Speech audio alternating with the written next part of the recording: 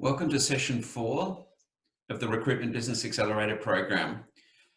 We're going to be talking about staff retention and performance. These are very, very critical issues in the performance of a recruitment company. Please make sure you've downloaded session 4's worksheet so that you can take notes and also put some action plans in while you are viewing this session. Okay, if there was one session that is the most important that we're going to be covering in building a high-performance recruitment company, it's this one.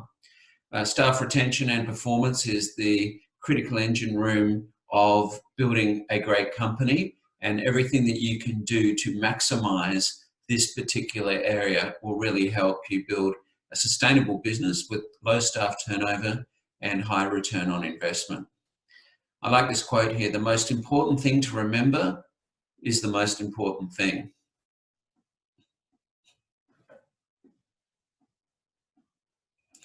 Okay, let's talk about 10 staff retention engagement factors. There's a lot. And in the previous session, we saw what makes people move companies. This particular picture here shows you what helps people to stay in a company. And there's a lot. When I first saw this, I thought, well, that's a lot. But as we go through them really quickly, you'll see that every single one of them is very important. First of all, remuneration, as we've seen, is important. More important to some rather than others, and not necessarily the most important. People want to be mentored. They want to feel like that they have a coach or someone that is looking after them. And if that's not you, and that's not your strength, or that's not what you enjoy doing, then it's really important for you to appoint someone to do that. It might be a team leader or another colleague, or I've seen buddy systems work really well so that people are mentoring, coaching, and encouraging each other. People definitely want to be challenging. They want to be challenged, and they want a situation whereby that they are learning and growing. And so challenges is important as well. And that's something that needs to be provided, and is also one of the reasons that people leave companies if they don't feel like they're being challenged. And then next, people like to be promoted. It's important that you do have some sort of career ladder, and it might be one for the recruitment side of your business, it might be one for the sales side of your business, one might be one for the admin side of your business, so people feel like they are going through the ranks. And even if they're minor promotions, it makes them feel like they've got a sense of achievement and that they're going somewhere, and then that makes them less likely to look around at other opportunities. People want to be involved in a company, and this goes down to communication, which I cannot stress. The old saying is that you cannot communicate too much. And I think in this particular context that we're talking about here, if people feel like they're involved in decision making, or at least know that decision making is going on and have some input into it, they won't feel surprised. I've often heard of staff members that have left companies that feel like they just haven't been communicated to or involved in decision making, and their opinions haven't mattered. So involvement in what you're doing, particularly in the change process, this is important. If you're going to make changes, make sure everyone's on board. So by the time the change does happen, no one's surprised, and no one uses that as a reason to leave your organisation. And that can really happen if people do feel like they've been ambushed and not involved. Next, people want to feel like they're appreciated, and it doesn't need to be a lot. It can be very small awards. It can be simple pats on the back or virtual pats on the back, but appreciation for work well done, so they don't just feel like they're billing bodies. And in a lot of the very transactional recruitment companies, staff are made to feel like they are billing bodies, and that they're only there for the billings that they can bring in. So appreciation for good jobs, even for small things that they might have done. Like bring in a small new client that results in a new job requirement that is placed. I mean, that's a great achievement, because it's bringing a new company to the business that sets an example for everybody else, and also provides momentum on the new business development process. So with appreciation is value, and they're kind of the same thing, that people want to feel like they are valued and a member of the organisation. That goes back to communication again, and making sure that you do communicate to them that they are an integral part of the team. And as soon as they stop feeling valued, that's when they start looking around. They also want to feel like they're on a mission, and this goes back to the business planning process that we talked about earlier. They want to know that the company's heading somewhere, that the company has a really strong vision and mission, and what the company's trying to achieve, and that they're part of it. And so if it's just come in every day and do the same old, and hope for placements and provide revenues for their company, that's not going to be enough to keep people motivated, engaged, and looking forward to coming in the next day and performing. People want to feel like they're empowered. They want to feel like that they're not totally in a system that they have no control. They want to believe that they have some degree of flexibility and control over their daily work life, but also their career as well. So empowerment is something that very few companies do work on. And I think the opportunity here to provide people with a degree of flexibility in how they perform is important. Once you've agreed on goals and worked out what drives them and what's important to their goals, then you can be empowering them to go out there and achieve their goals and manage them on that and the activities around that, so that they feel like they have some control over the situation and their own destiny. And finally, people want to feel like they're trusted. Micromanagement is the single biggest reason that people leave recruitment companies. I believe that's what I hear when I'm reference checking or speaking to recruitment consultants that are coming into an organisation that I've been running in the past. They want to feel like they're trusted, and that they're not having to be watched over for every little single activity that they do. And more importantly, that they're held accountable for results, not just activities, so that if they're not meeting onerous micromanaged KPIs, but they're still doing a really good job and meeting their goals, then that doesn't really portray a lot of trust if they're told that they're not doing a great job on certain activities that are required. So trust is important, and making people feel like not only they're empowered in your organisation, but they're also trusted, and hopefully they return that trust that you give them in the way that they behave and the way that they perform.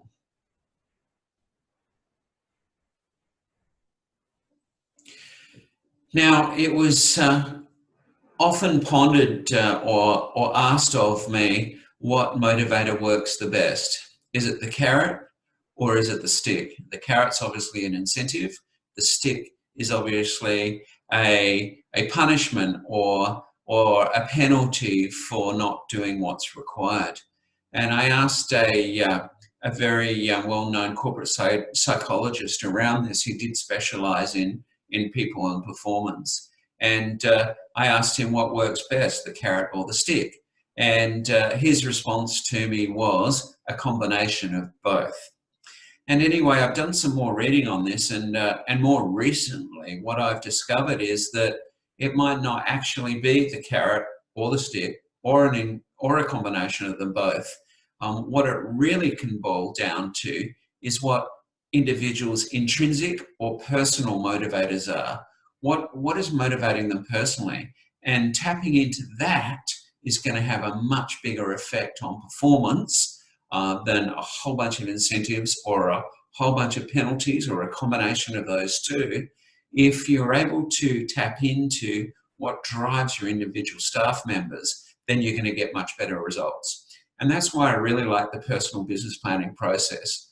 Just the one-page personal business plan for consultants and for owners, of course. But if you get consultants doing that instead of the very onerous performance reviews of the past, then you'll find you can tap into what drives them. What are they doing at work? What do they want to achieve? Is it to buy a house? Is it to raise a family? Is it to go on a really exciting holiday somewhere? Whatever it might be, if you can tap into what motivates them, then they will have a much better chance of performing in your organisation, but also contributing to the greater performance of the business, and being happy at work and inspiring others around them as well, if they're clear on what their personal goals are and how they're going to get there. And that's what the personal business planning process does, then they're much more self-accountable and require less management, less micromanagement, and hopefully they'll come in as happy high performers every day in your organisation.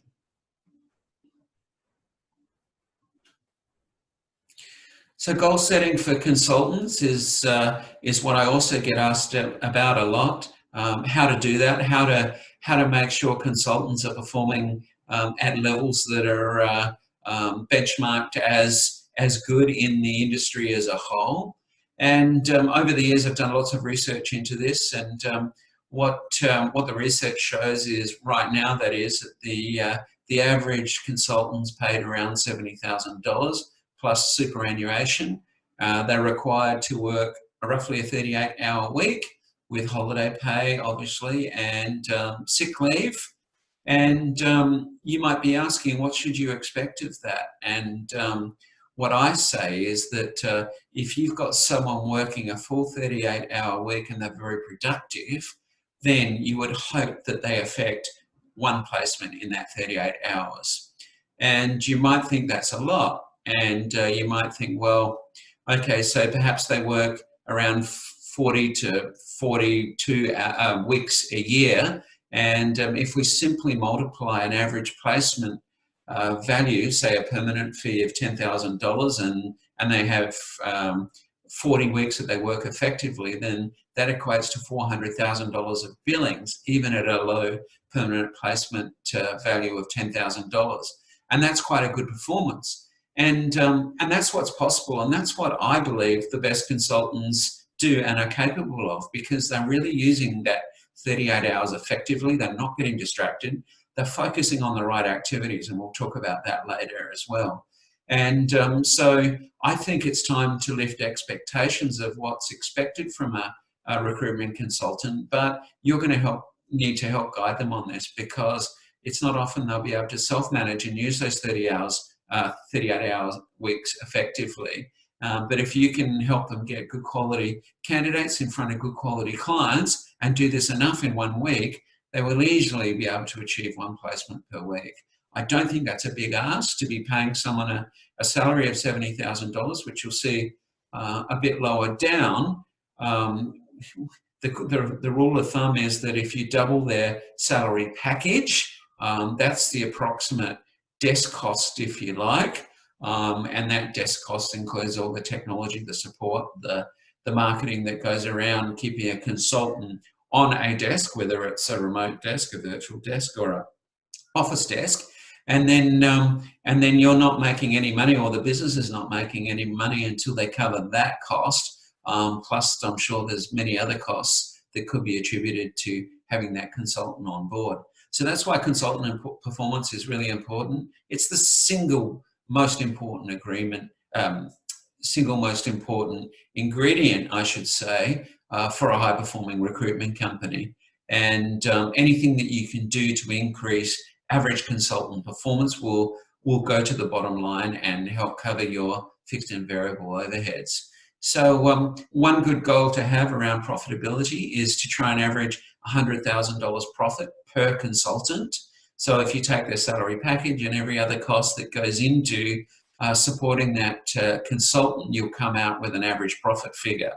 And then ideally you have 10 consultants that are performing well enough to generate $100,000 profit each. Then you will see that you will be able to put $1 million on the bottom line, which is what a high-performing small to medium-sized recruitment company should have as a bare minimum. And then what you can do is you can backward plan. You can look at, and we'll cover this in the finance session later, but you can backward plan. What is your net profit goal? What sort of sales do you need to be doing in both terms of temp and permanent, and how many consultants you'll require to be able to do that.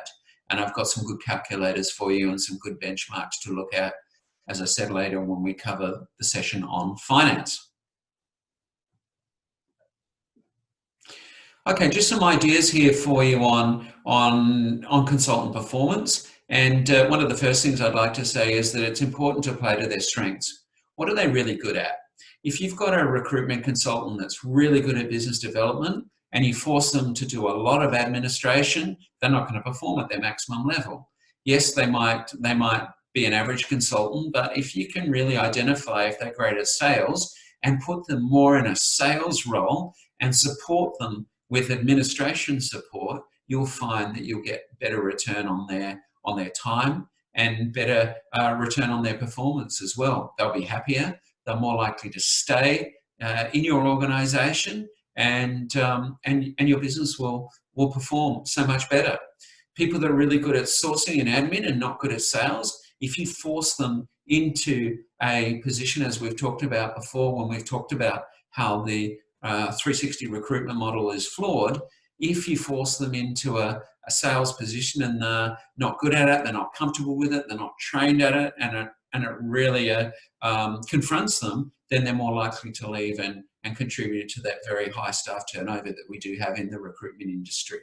So if you can get your team playing to their strengths, then support them in the areas that they are not as strong at, you'll suddenly have a higher performing team that's less likely to leave, and that cost of turnover is really, really high.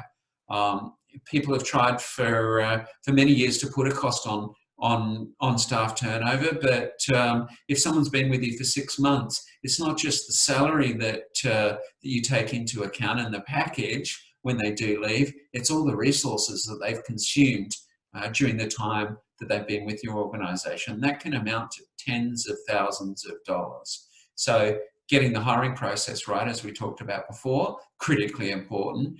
But once you have hired people, you've got to take care of them. You've got to support them. You've got to go through all those ideas that we had earlier in this presentation to make sure that you are taking care of them, supporting them so they can perform for you. So the other thing that we talk about in this area is the more senior your people are, the better they are going to be at selling. And I'm going to talk about this again in a minute. But if you've got senior consultants, then you want to be freeing them up as much as possible so they can spend maximum time in front of clients and candidates, and they will be able to bill more and then support them. And that's why I always talk about offshore resourcing as a low cost way of supporting consultants. It's low cost, it's low risk, and often you have very experienced people that are quite reliable and can be replaced if for whatever reason they don't work out. And this is a good way to not only boost performance but increase staff retention as well. And the final point that I have here on consultant performance is that if the 360 model is split up somewhat, a client is going to feel more valued if they do have 2 points of contact, one on the sales or account management side of things, and then one on the recruitment side of things. What this does is that if you lose one of your consultants for whatever reason, and there are so many reasons that people do leave organisations, for example, but if one person does leave, then the company still has that client contact with someone else in the organisation. And I often advise owners to really be a point of contact for larger clients as well, for you to identify who your very largest clients are and your most important clients are, and make sure that not just your consultant, but you are a point of contact for that client for feedback, to handle any issues and problems, and to do any planning with that client at all. Some senior consultants are very protective of their client base, but in the nicest possible way. You have to remind them that it is you that has financed them to build a client base. You're the one that's taking all the risk here, and that they are a client of the business and not of the individual. And I think that's one of the reasons a lot of people do leave. They feel like the business didn't give them any support. They built the client base, so they might as well leave, set up their own recruitment company and take their clients with them, because they did all the work to obtain those clients. So that's why it's important to have 2 points of contact, and also to be constantly working as a team so that your people stay and know that it's much more beneficial for them to stay in an organisation rather than go out on their own and then break the law and poach clients before any non-compete might expire, for example. I get asked a lot about commission structures, and I've actually produced a commission calculator which will be included for you. to have a look at, with about 20 ideas on how to get commission structures right. So right now, I'm just going to give you a very small taste of commission structures and some of the ideas that I have around commission structures. And I've learned this over the years managing teams myself, but also doing a lot of research into what works for recruitment companies. And here are some of the key learnings that I've had. First of all, keep the structures very simple so they're easy to understand. And use examples, especially for new people who, when they come in, probably don't really understand what the commission structure looks like and might not necessarily join your organisation because of the commission structure. That comes later, obviously, when they're performing.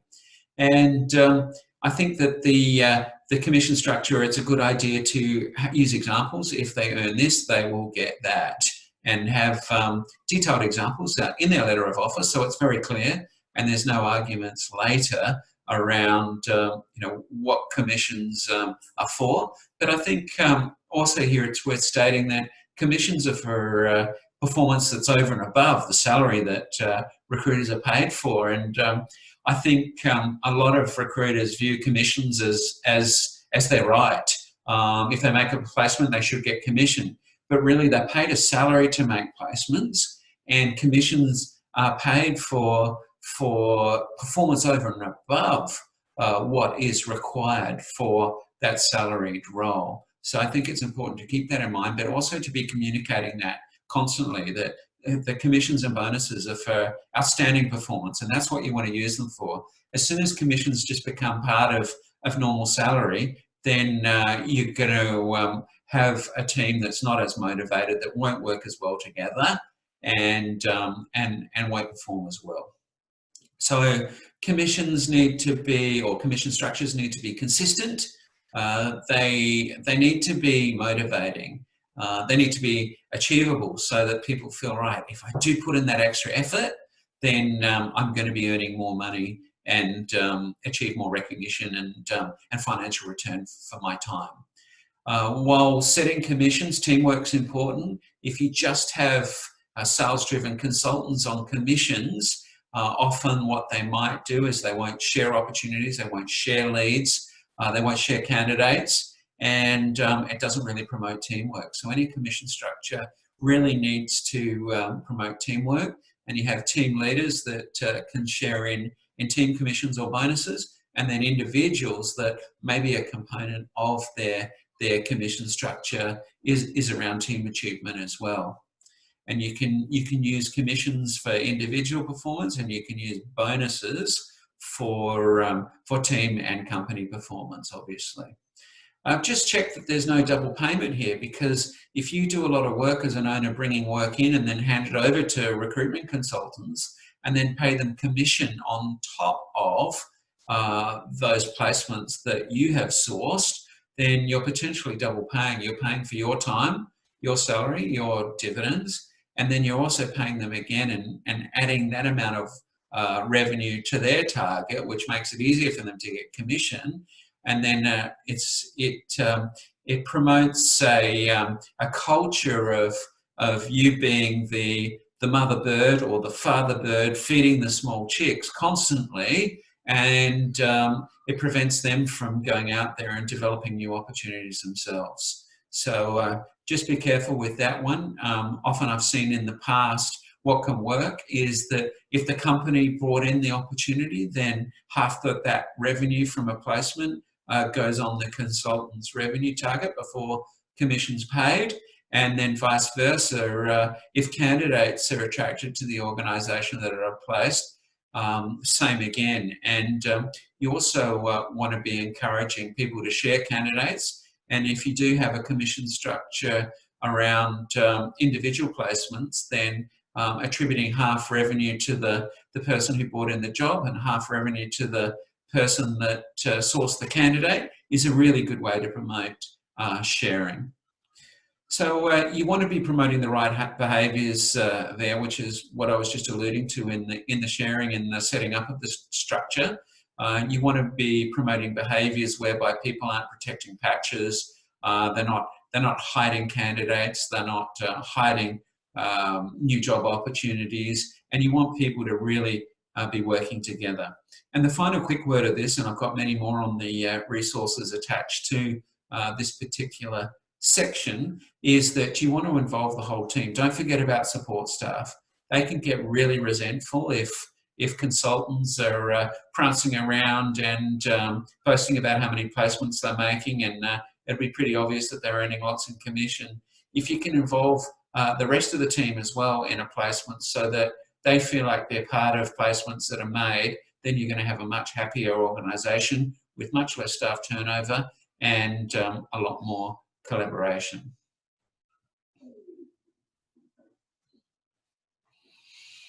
In the recruitment industry, a lot gets talked about KPIs, and KPIs can be seen as micromanagement. And as I said to you before, I hear a lot from consultants that when I ask them what they're looking for in their next role about how they like to be managed, and they'll always say, I don't want to be micromanaged. And I don't think any of us want to be micromanaged, but for some reason we seem to have a lot of micromanagement in the recruitment industry. And I think that's because the process is so complex. There's many steps in the recruitment process, as we know. And also owners feel like they probably need some control over their staff to check that they're doing the right things so that they will be successful. So it's very tempting to micromanage, but that's what we know people don't like, and it doesn't show that we trust them, and it doesn't give them any degree of autonomy. So what I like to do is, instead of KPIs or key performance indicators, I find that is quite a confronting expression. I like to use activity goals, and these can be in the consultant's personal business plan. Ideally, you get them to agree on what activities will lead to a placement. And once they realise that the activities that they do, that they're responsible for, that they thought of, will lead to a placement, then they're much more likely to do them rather than you have to micromanage their activity. So, so a lot of activities can be really harmful. I've seen cold calling, for example, and very high cold calling targets of 200 calls per week. I find that really damaging on a number of fronts. It's damaging for a company's brand, that they're cold calling strangers and introducing themselves without any prior introduction whatsoever, and that owners are insisting upon this because they figure that if 200 calls are made, then maybe 10 clients will respond, and 2 new job opportunities will come from those 200 calls. But I think that's quite damaging to our industry. It happens in overseas markets, and it doesn't help with relationship building. A much more considered business development approach is required in our more conservative Australian market. And so activity targets around those sort of things can be damaging both to the company brand, but also to the morale of the consultant, especially if they're of a more introverted nature and that cold calling doesn't come easy to them. And I think that's another factor that will contribute to high staff turnover. So what I advise you to do is to pick the 3 most important activities. And in a most recent startup I helped with, I sat down with the owner and talked about, what are the most 3 activities, important activities you think you should focus on. So in my head, I know what should be focused on, and you will as an experienced manager, leader, and probably an experienced recruiter as well. But it's really getting them to understand what's important and what's going to lead to their success and what their goals are. And if their goals are 1 placement per week, that's ideally where they want to be starting. But say it's every 2 weeks and it's $15,000, then that still can equate to $30,000 of perm billings per month. Even if they only work for 10 months, that's still very close to $400,000 a year, which is good. That's where you want each of your consultants to be, because that's highly profitable. And if your commission structure is right, it'll earn them a good amount of money, far beyond what they could do if they're in another industry without incentives on top of salaries. And I think that's one of the great benefits of the recruitment industry. If we can get people performing, we can get people that are earning much more than they potentially could be earning if they're rising up through the ranks in another area without incentives. So anyway, the three most important factors that I worked on with one of my previous startup clients was 5-2-2, and 5 was making sure that at any one time 5 great candidates were sourced, and then they were presented to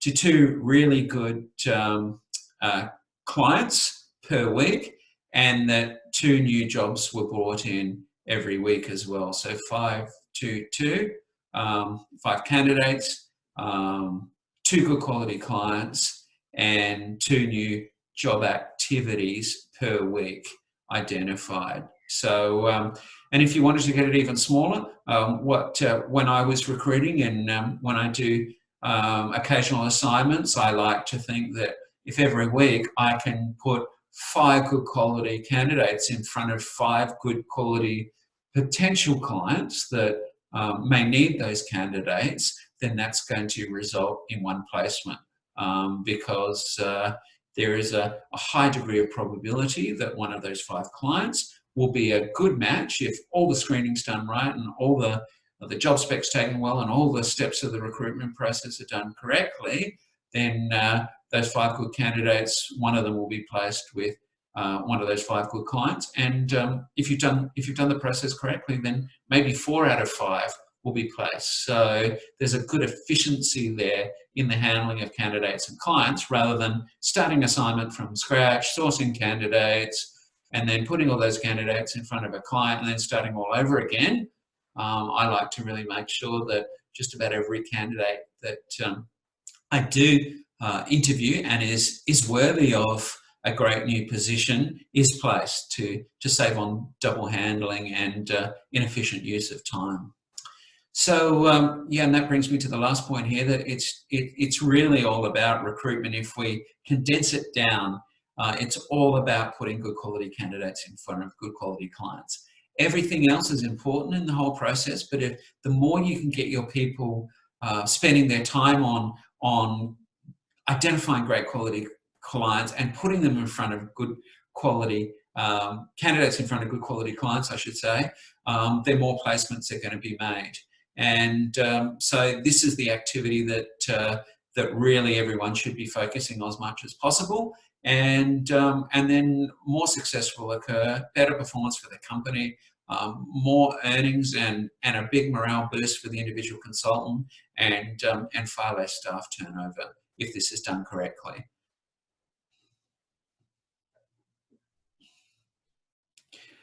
All right, and then one of the final words that I have for you here is too that senior staff, and I alluded to this before, if you can be freeing them up, they are the ones that are much better at the business development process. If you have junior people trying to open new relationships with senior clients and with people that are very experienced in the industry that you're recruiting in, then they're not going to be successful. They're going to really struggle, and they'll have to work on this high numbers game, which is based on quantity, not quality, and that they will likely fail. They'll upset clients, and they're likely to leave your organisation or even leave the industry. So the more people you can actually free up to be client facing, and also with senior candidates, and then have your junior people learn by doing more of the resourcing and the administrative side of the recruitment process until they've got the confidence, until they've got the industry knowledge, the better. So this goes back to placing people in the right roles. And too often I see senior managers spending all their time in the office doing administration. And this is just such a waste of time and money, because they're the best people to be able to be out there building relationships, generating client flow, and generating candidate flow as well. So if you're an owner feeling like you're bogged down in a lot of administration, remember that you're much easier. It's much more easy for you to build relationships at a senior level to bring business in for the company than it is for the juniors. And don't expect the juniors to do that, because they'll get eaten for breakfast by senior jaded business managers if they start questioning your junior consultant about the industry and about the technologies of the industry and the nuances of the industry. And if they don't have that information, they're going to lose, the consultant will lose credibility, and your business will lose credibility as well. So the most credible and effective salesperson in your organization is you and your senior managers. So outsource any non-essential administration, whether it's offshore or onshore. And I really don't recommend spending a lot of money on internal administration people because often their salaries now are quite high and they will have sick leave, they will get distracted, they will leave you. And I believe it's much more effective to have a more flexible offshore workforce to be able to do some of these non-key activities rather than staff up and be very heavy in admin, because we've seen a lot of companies when economic downturn comes that have got very high admin to recruitment revenue ratios come unstuck very, very quickly, and a lot of money is lost. So again, senior people, whether it's senior consultants, whether it's team leaders, whether it's you as an owner, make sure that you're freed up to do business development as much as possible. It'll be much easier for you. You'll be much more effective at it. Networking is easier for you, better for you, and it's that network that you're going to need to be tapping into when you are looking to develop new business, or when you're looking for candidates for roles that you're filling for your other clients. You need to be able to tap into your network.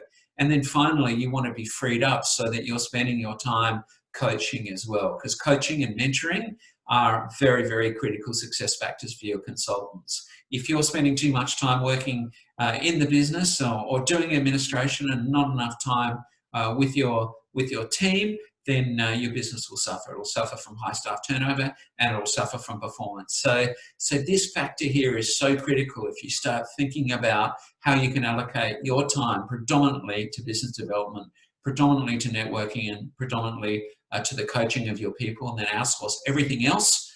You will have a much more efficient and effective high-performing recruitment company.